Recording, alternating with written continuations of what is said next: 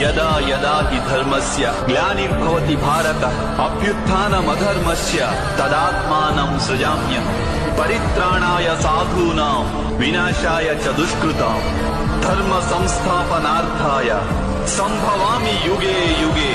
ఎప్పుడెప్పుడు ధర్మానికి హాని జరుగుతుందో, ఎప్పుడెప్పుడు అధర్మం వృద్ధి చెందుతుందో అప్పుడప్పుడు సత్పురుషులను ఉద్ధరించేందుకు, అధర్మపరుల వినాశనానికి, ధర్మాన్ని పునఃస్థాపించేందుకై నేను జన్మిస్తుంటాను.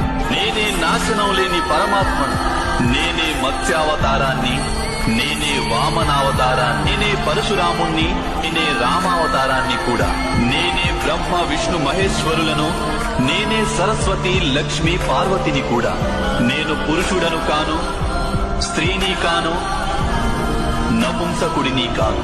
నేను శరీరాన్ని కాను, శరీర అవయవాలను కాను.